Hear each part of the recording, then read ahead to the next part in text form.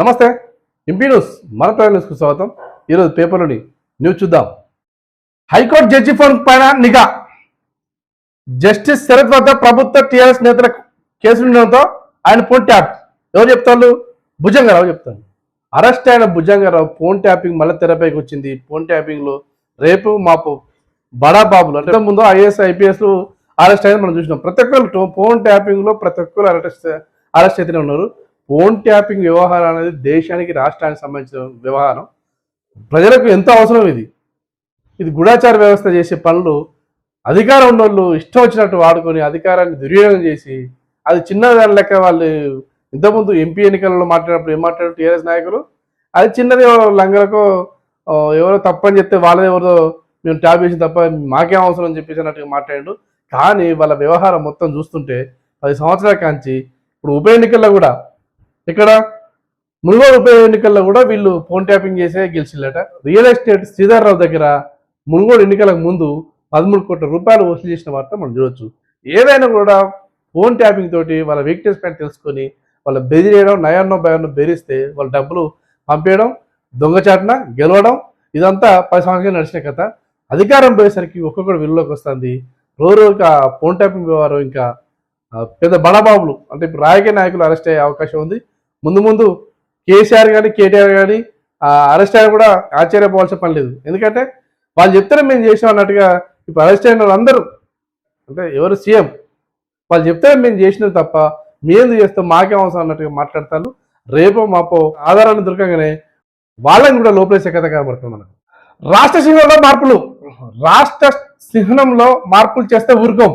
రాష్ట్రంలో రైతులపై దాడులు జరుగుతుంటే ముఖ్యమంత్రి ఢిల్లీ పర్యటనలా బీఆర్ఎస్ వర్కింగ్ ప్రెసిడెంట్ కేటీఆర్ విమర్శలు. ఇక కేటీఆర్ విమర్శలు చేస్తే జనాలు పట్టించుకోవాలి. ఇక వాళ్ళు కూడా అధికారం ఉన్నప్పుడు కేసీఆర్ అధికారం ఉన్నప్పుడు ఏమైంది, కొత్తగా రాజముద్ర తయారు చేయాలి, అట్లా ఏముండాలి ఏం కథ అని అంటే వాళ్ళే కేసీఆర్ తయారు చేసుకున్నాడు, కేటీఆర్ తయారు చేసుకున్నాడు. జనాల అభిప్రాయం కానీ నిపుణుల అభిప్రాయం తీసుకోకుండా ఇష్టం వచ్చినట్టు చేసి పడేసిళ్ళు. అయినా కూడా జనాలు ఊరుకున్నారు. ఎందుకంటే అధికారం మీకుంది, మీరు చేసేది సభ్యుకున్నారు. విషయం ఏంటంటే వీళ్ళు రాజముద్రలో తెలంగాణ రాజముద్రలో వీళ్ళు తయారు చేసినప్పుడు ఏం చేసిళ్ళు, చార్మినార్ వేసిళ్ళు, కాకతీయ తోరణ వేసిళ్ళు. ఓకే, బాగానే ఉంది. కానీ తెలంగాణ రాష్ట్రం వచ్చింది మాత్రం అమరవీరులతోటి. అమరవీరులు గుర్తుగా ఏదైనా ఒకటి అమరవీరుల చిహ్నం కానీ ఏది కానీ లేకుండా చేసి వీళ్ళు అమరవీరులు అంటేనే చేసి మేమే తెలంగాణ తెచ్చిన అమరవీరులు లేదు ఎవరు లేనట్టుగా రాజముద్రలోనే వీళ్ళ కథ ఏర్పడ్డది. అప్పుడు చాలామంది వ్యతిరేకించినారు. ఇదేంద్ర రవి మీరు రాజముద్ర బాగా చేసిలు కానీ తెలంగాణ రాష్ట్ర బొమ్మ లేదు, ప్లస్ ఇంకోటి తెలంగాణ తెచ్చిన అమరవీరుల స్థూపం లేదు, అసలు అమరవీరుల ధ్యాసే లేదని అంటే అవేవి పట్టించుకోకుండా వీళ్ళు ఇష్టం వచ్చినట్టు వాళ్ళు రాజముద్ర తయారు చేసిళ్ళు. ఇప్పుడు మాత్రం ఏమంటారు, ఇప్పుడు రేవంత్ రెడ్డి చేసింది సేమ్ రేవంత్ రెడ్డి. ఇది రాజకీయ పోకడతో ఉన్నది కాబట్టి దీన్ని కొంత మార్పులు చేర్పులు చేయాలని చెప్పేసి జూన్ 2వ తారీఖు రాష్ట్ర అవతరణ దినోత్సవం రోజు అది మనకు జనాలకు వెలుగులోకి తెచ్చారట. దాన్ని ఎట్లా మార్పులు చేయబోతానో రేపు మాపు తెలిసిపోతుంది.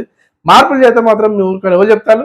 కేటీఆర్ చెప్తారు. ఆయన చెప్పిన ముచ్చట ఇదేనా? పోయినసారి ఆయన ఇష్టం చేయొచ్చు, ఎవరు ఆలోచించద్దు. ఈయన ఆల్రెడీ అందరు నిపుణులను ఆలోచించి సీఎం రేవంత్ రెడ్డి నిపుణులను ఆలోచించే ఇవన్నీ పనులు చేస్తుండు.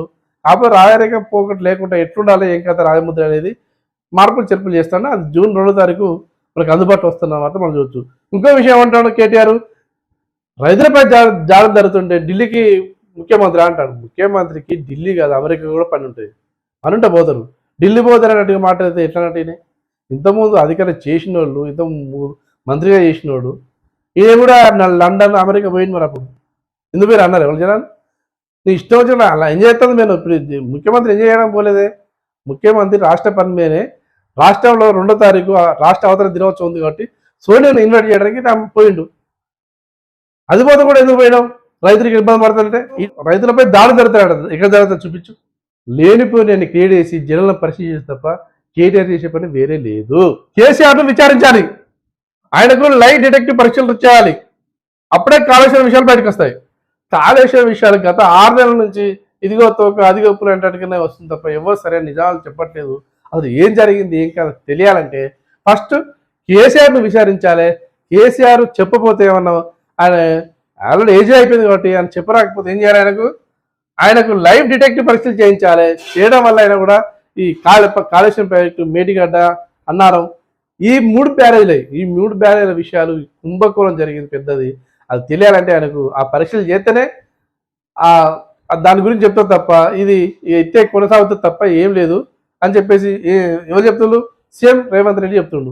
నిన్న ఢిల్లీకి రాష్ట్ర అవతరణ దినోత్సవం జూన్ 2వ తారీఖు ఉంది కాబట్టి సోనియాను పిలవడానికి పోయిన కాడ మీడియా కనబడితే మీడియా అడిగిన ప్రశ్నలకు రేవంత్ రెడ్డి చెప్పిన మాటలు మనం చూడొచ్చు.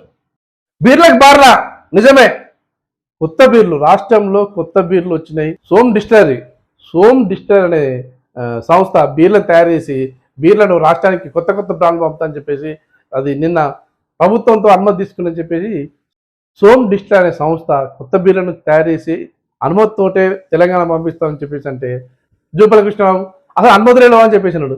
మొన్న ఏమన్నాడు? అసలు అనుమతులు లేవు, ఎట్లా కొత్త బీర్లు అని చెప్పేసి అన్నాడు. నిన్నేమంటాడు? అనుమతులు ఉన్నాయి, అన్నీ ఉన్నాయి, కొత్త బీర్లు కూడా అనుమతించడం ప్రాబ్లం లేదు అని చెప్పిన వార్త చూస్తున్నాం మనం. మల్లన్న సాగర్ నుంచి మూసికి ఏటా టీఎంసీల దాకా నీరు తరలించే ప్రణాళికలు. మల్లన్న సాగర్ మెదక్ డిస్టిక్ ఆ సైడ్ ఉంటుంది కాబట్టి నీటిని వృధాగా పోనీయకుండా గోదావరిలో కలవకుండా ఆ నీరుని ఏం చేయాలి? 7 టీఎంసీల నీరును మూసీ నదికి అనుసంధానం చేస్తే హైదరాబాద్ పట్టణానికి నీటి కొరత ఉండదన్నట్టుగా ప్రణాళికలు చేస్తున్నారట.